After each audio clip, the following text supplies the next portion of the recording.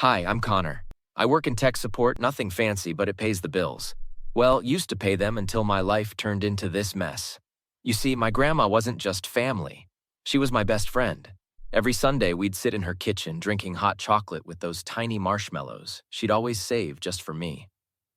"You're the only one who visits without wanting something," she'd say. Man, was she right about that. My sister Rachel would show up only when she needed money or favors. "Oh, Grandma, the kids' school fees are due." Or, "The car broke down again." Always something. Grandma saw right through it, which is why she left me her house when she passed away 3 months ago. "You're giving the house to who?" Rachel screamed during the will reading. My parents sat there, mouths hanging open like they'd seen a ghost. "It's not fair! Connor doesn't even have kids! We need the space!" Rachel had been working on Mom and Dad for weeks before that. I could hear them through the walls at night. "But my babies need room to grow. Your grandchildren, Mom. Don't you want them to have the best?" Next thing I know, my parents are moving Rachel, her husband Ted, and their kids into Grandma's house. My house. "It's just temporary," Dad said, not meeting my eyes, "until they get back on their feet." "We're all family here," Mom added, arranging Rachel's fancy throw pillows on Grandma's old couch.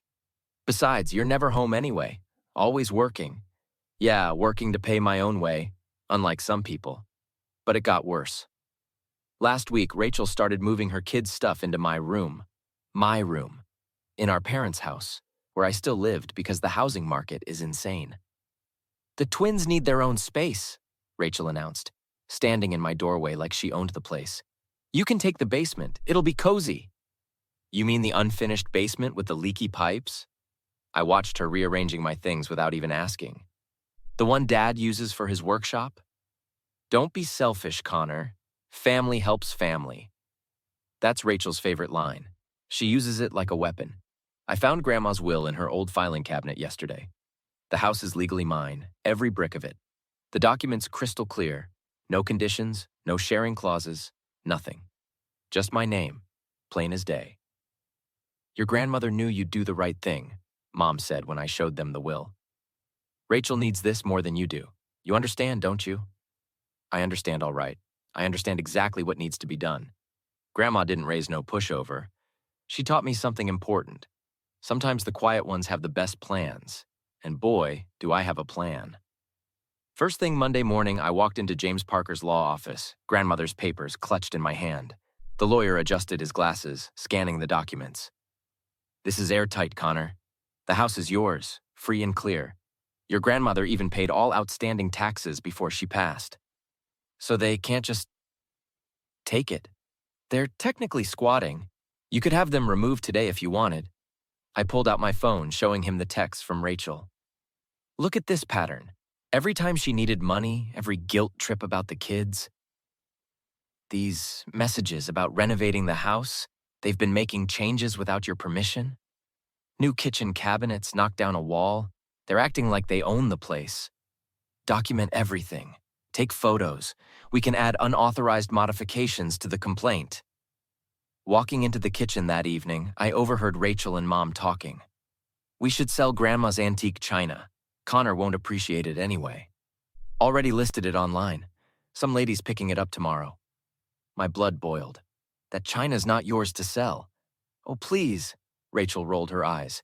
"You don't even know the difference between bone china and porcelain." "I know the difference between stealing and ownership." Mom jumped in, wringing her hands. "Now, Connor, don't be difficult. Rachel's just trying to make the house more livable." "More livable? By selling Grandma's things?" "You're being selfish again," Rachel snapped. "The twins need new beds. That china's just collecting dust." I pulled out the legal papers. "Funny thing about ownership, I had Grandma's will verified today." Dad stormed in. "You went to a lawyer? Behind our backs?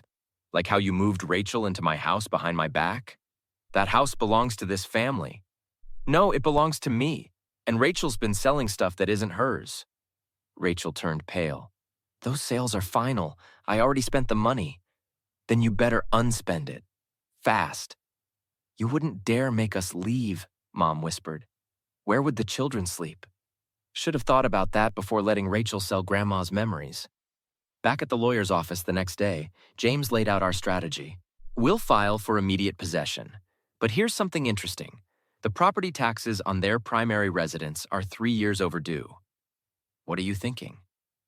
They're banking on this house as a backup plan. Once we start proceedings, they'll have nowhere to go. I leaned back, a plan forming. How long can we keep this quiet? The initial filing won't alert them. We can have everything in place before they know what hit them. Perfect, because I've got some calls to make. The moment Rachel announced their weekend trip to Six Flags with the kids, I called Mike and Aunt Sarah. They're really going to flip when they find out, Mike said, helping me photograph every room. Look how they trashed your grandmother's garden room. Rachel turned it into a gaming room for the twins. Grandma's plants all died. Aunt Sarah walked in with her tablet. I've got 3 real estate agents ready to list it. Your grandmother's friend Martha is a broker. She'll fast-track everything. Can we sell it this quickly? In this market? With this location? Watch me. Martha arrived within the hour, her face darkening at the house's condition. Your grandmother kept this place immaculate. What happened here? My sister happened. How fast can we move? I've got buyers looking for exactly this type of property. Cash offers, quick close. But we need to document everything. Mike pointed at the walls. Check out these holes. They let the kids use markers everywhere. Take pictures of everything, Martha instructed. Every scratch, every unauthorized modification. Aunt Sarah opened her phone gallery. I've got photos from last Christmas before they moved in. The difference is shocking. Add them to the file, Martha nodded. We'll need proof of the damage for the sale disclosure. My phone buzzed. Rachel. Having so much fun. Thinking of staying an extra day? Perfect timing, Mike grinned. The moving truck's coming tomorrow. Found a buyer, Martha announced, waving her phone. Local couple, pre-approved. They can close in 5 days. What about all their stuff? Aunt Sarah pulled out some papers. Already rented them a storage unit under my name. We'll document everything we pack. The next morning, the movers arrived. Every box got photographed, labeled, and logged. Your sister's got expensive taste, one mover whistled, carefully wrapping a designer vase. Yeah, expensive taste with other people's money, Mike called from upstairs. Dude, they've got your grandmother's jewelry box in their room. Add it to the returning to rightful owner pile. Martha walked in with closing papers. Buyers loved the virtual tour. They're offering 10% over asking, cash as is. They're not worried about the condition? They're planning to gut renovate anyway. It's perfect for them. Aunt Sarah checked her watch. Rachel just posted another theme park photo. We've got at least 36 hours. The storage unit's ready, Mike confirmed. Everything's labeled and documented. We even took video of the packing process. I signed the closing papers, hands steady. How long until it's official? We can close tomorrow morning. I've got a notary on standby. Looking around at Grandma's empty house, I felt a weight lift. She'd be proud of this, right? Aunt Sarah squeezed my shoulder. She'd be proud you stood up for yourself. Rachel needs to learn she can't take whatever she wants. Speaking of taking, Mike called out, should we forward their mail to the storage unit address? Nah, they can figure that out themselves, just like they'll have to figure out their next move. The security cameras Mike installed captured everything. Rachel pulling into the driveway, kids tumbling out with theme park souvenirs. Her face when she tried her key priceless. What's going on? Why isn't my key working? My pre-recorded video message played on her phone. Hey sis, notice something different? Check your email. 3 minutes later, my phone exploded. You sold the house? Where's our stuff? The kids' clothes? My things? Storage unit 247. Keys are with the facility manager, along with itemized lists of everything that actually belongs to you, minus Grandma's things you tried to sell. Mom's voice trembled through the speaker. Connor, how could you do this to family? Funny, I asked myself the same thing when you let Rachel take over my house. Dad grabbed the phone. We're calling the police. Go ahead. I've got the will, proof of ownership, documentation of all damages, and evidence of Rachel selling items that weren't hers. Oh, and Aunt Sarah documented everything you've borrowed over the years. Rachel screamed in the background. The buyers can't just move in. We live here. Actually, they can. It's their house now. And FYI, they're changing the security codes in about 15 minutes. Mom started crying. But, but where will we go? Maybe check your own house? Oh wait, James mentioned something about overdue property taxes.